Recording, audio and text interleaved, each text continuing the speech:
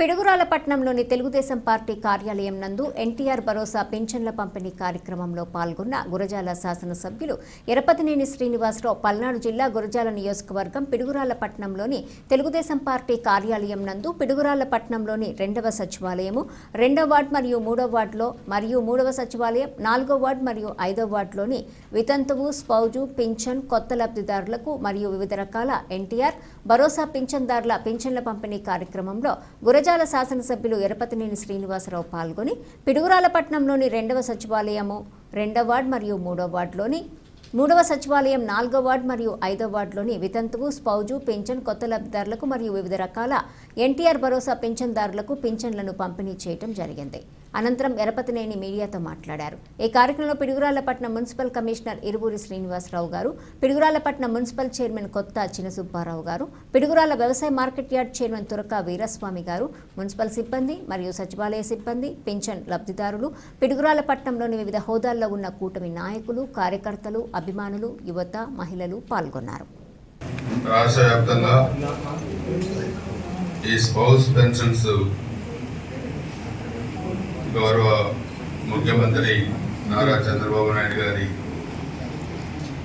అధ్యక్షతన ఎన్డీఏ ప్రభుత్వం ఎవరైతే ఇంట్లో పెన్షన్ వస్తూ భర్త చనిపోయారో వారి ప్లేస్లో వారికి పెన్షన్ ఇచ్చే విధాన్ని ఈరోజు రాష్ట్ర వ్యాప్తంగా కూడా అమలు చేస్తూ ఉన్నారు. 2024 ఎన్నికల్లో ఎన్డీఏ ప్రభుత్వం ఆ రోజు 3 పార్టీల కలయిక తెలుగుదేశం, జనసేన, భారతీయ జనతా పార్టీ కలయికతో ఒక మంచి మెజారిటీ, రాష్ట్ర చరిత్రలో ఎన్నో లేని మెజారిటీ రాష్ట్ర ప్రజలు ఎన్డీఏకి ఇచ్చారు. 2014లో రాష్ట్ర విభజనప్పుడు చంద్రబాబు నాయుడు గారు ముఖ్యమంత్రి అయినప్పుడు 200 రూపాయలు పెన్షన్ ఉంది. దాన్ని ముఖ్యమంత్రి కాగానే 1000 రూపాయలకు పెంచారు. ఎన్నికల నాటికి దాన్ని 2000 రూపాయలకి పెంచడం జరిగింది.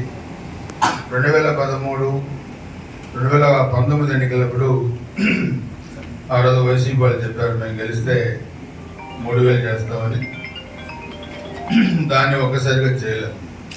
సంవత్సరానికి 200 రూపాయలు పెంచుకుంటూ వెళ్ళారు. మీకు పెన్షన్ ఎవరిస్తున్నారు? ఎన్డీఏ ప్రభుత్వం, చంద్రబాబు నాయుడు గారి ప్రభుత్వం ఇస్తున్నారు. గతంలో ఎంత ఉండేది పెన్షన్ చెప్పారు, ఇప్పుడు ఎంత ఇస్తున్నారు చెప్పారు. ఏం చేస్తారు ఈ పెన్షన్తో అంటే, మేము పాలు తెచ్చుకుంటున్నాం, కూరగాయలు తెచ్చుకుంటున్నాం, మందులు తెచ్చుకుంటున్నాం, ఈ పెన్షన్ వల్ల మేము బతికే పరిస్థితి వచ్చిందని చెప్పి కూడా వాళ్ళు మాట్లాడే పరిస్థితి వచ్చారు. సో ఈరోజు మనం చూస్తే ఎంతోమందికి ఆసరా సమాజంలో. మరి చాలామంది మనకు 6వ వాటికి వెళ్ళాను నేను. ఒక దళిత మహిళ, పెద్ద ఆవిడ, 80 సంవత్సరాలు, ఆమెకు ఎవరు లేరు, ఇంట్లో భర్త లేడు, ఒకటే వండుకోవాలి. బియ్యం కూడా లేవంటే పంపించాం. తర్వాత పేరు షాప్ నుంచి కూడా ఇవ్వమని చెప్పాము. ఆమె చెప్పింది ఏంటంటే, మాకెవరు లేరు, నేనే వండుకుంటున్నాను, నా భర్త చనిపోయారు, నన్ను పోషించలేక నా మనవాళ్ళు నన్ను చనిపోమన్నారు. ఒక అరాచకమైన ప్రభుత్వం వైసీపీ ప్రభుత్వం పేద ప్రజల పట్ల కక్ష పెంచుకొని కరోనా టైంలో కూడా ఎటువంటి సహాయం కూడా చేయలేదు.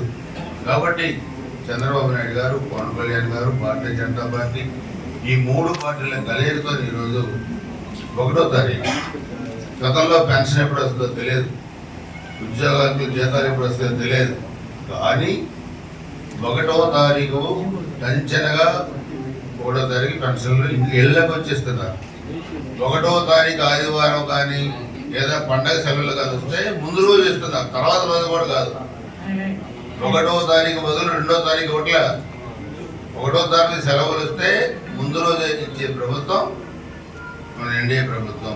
ఇది మీరందరూ కూడా గుర్తుపెట్టుకొని ఎవరు మనకి అనుకూలంగా పనిచేస్తున్నారు, మన పట్ల ఏ ప్రభుత్వం సానుకూలంగా ఉందో దయచేసి మీరు అర్థం చేసుకోవాల్సిందిగా కోరుకుంటూ ఈరోజు మరి పెన్షన్ వచ్చిన మీకు కూడా కొంత ఆసరా, మీ జీవనం గడవడానికి కొంత ఆసరగా ఉంటుంది.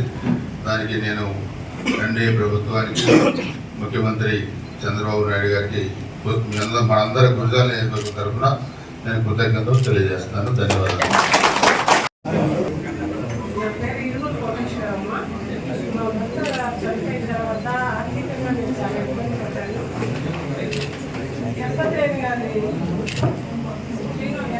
శ్రీనివాసరావు గారి ప్రయత్నంతో నాకు ఎన్టీఆర్ భరోసా పింఛను చంద్రబాబు నాయుడు గారు ఇచ్చారు. ఇవాళ చంద్రబాబు నాయుడు గారికి, లోకేష్ గారికి, వెంకటరెడ్డి గారికి, మున్సిపల్ కమిషనర్ గారికి అందరికీ చాలా థ్యాంక్స్. కూటమి ప్రభుత్వానికి కూడా నా ధన్యవాదాలు. చూడండి అమ్మా,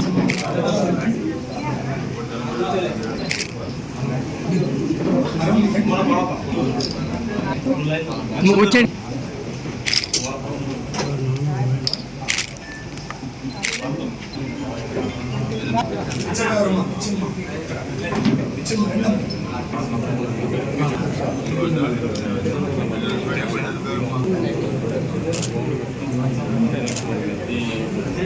అన్నది మీకు